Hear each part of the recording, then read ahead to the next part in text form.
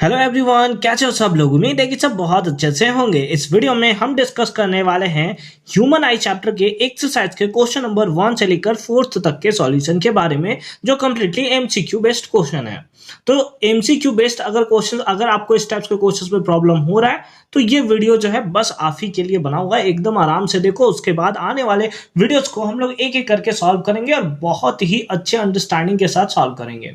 तो अगर आपने ये क्वेश्चन सॉल्व कर रखा है तो आप इसे स्किप कर सकते हो। कंप्लीट प्लेलिस्ट का लिंक मैंने दे रखा है डिस्क्रिप्शन में, आप उसे चेक कर लो और सारे के सारे वीडियोस देख डालो। क्वेश्चन नंबर 1 क्या है? The human I can focus object at different distance by adjusting the focal length of the eye lens. This is due to, जैसे इसका कहने का मतलब है कि ह्यूमन आई के पास टेंडेंसी होता है कि वो डिफरेंट डिस्टेंस के ऑब्जेक्ट को भी क्लियरली देख पाता है अपने फोकल लेंथ को एडजस्ट करके। इसे क्या बोला जाता है, इसको किस टर्म से हम लोग जानते हैं, या ये किसके कारण होता है, इसके बारे में सिंपल हमें बताना है। तो ये सिंपल सा रीजन होता है। जैसे मैं अगर आपको बताऊं कि आप एक अंधेरे रूम में हो, आप धूप वाले अगर प्लेस पे चले जाते हो तो वहां पर आपको कुछ देर के बाद धीरे धीरे क्या होता है, दिखाई देना स्टार्ट हो जाता है। रीजन होता है कि वो धीरे धीरे रेटिना जो होता है वो क्या होने लगता है, अपने आप को, रेटिना कहने से अच्छा है कि आई बॉल है ना, आई बॉल जो होता है वो धीरे धीरे क्या होता है, छोटा होना स्टार्ट हो जाता है।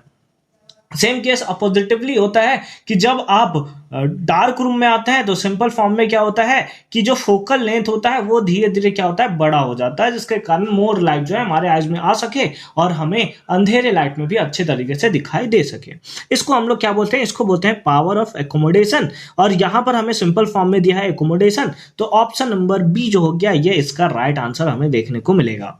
क्वेश्चन नंबर 2 में देखते हैं। The human I form the image of an object at the, अच्छा ह्यूमन आई जो है वो इमेज का फॉर्मेशन कहां पे करता है, तो आपने हमेशा सुन रखा है रेटिना पे इमेज का फॉर्मेशन होता है। तो सिंपल फॉर्म में हम लोग बोल देंगे retina is the right answer of this question. Third part में आते हैं। The list distance of distinct vision of an young adult with normal vision is about, यानी कि list distance of distinct vision, यानी कि वो मिनिमम कितने distance है वो क्लियरली देखना स्टार्ट कर देता है, तो वो होता है हमारा 25 सेंटीमीटर। ठीक है, सिंपल फॉर्म में आप याद रखोगे 25 सेंटीमीटर को list distance of distinct vision बोला जाता है, या फिर आप बोल सकते हो कि नियर पॉइंट ऑफ ह्यूमन आई के नाम से भी इसे जाना जाता है।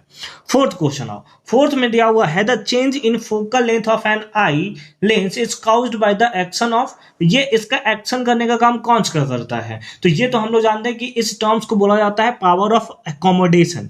बट आई लेंस को एडजस्ट करने का काम क्या किसका होता है, तो वो होता है सिलियरली मसल्स का। आप देखोगे कि जो ह्यूमन आई का स्ट्रक्चर है ना उसमें सिलियरली मसल्स उससे कनेक्टेड होते हैं और वही रिलैक्स और अपने आप को कॉन्ट्रैक्ट करते हैं, जिसके बेसिस पे हमारा जो आई लेंस है, जो फोकल लेंथ है, वो क्या होता है, एक्चुअल में एडजस्ट होता है। तो सिंपल फॉर्म में इसका आंसर क्या हो जाएगा, that is ciliary muscles is the right answer of this question.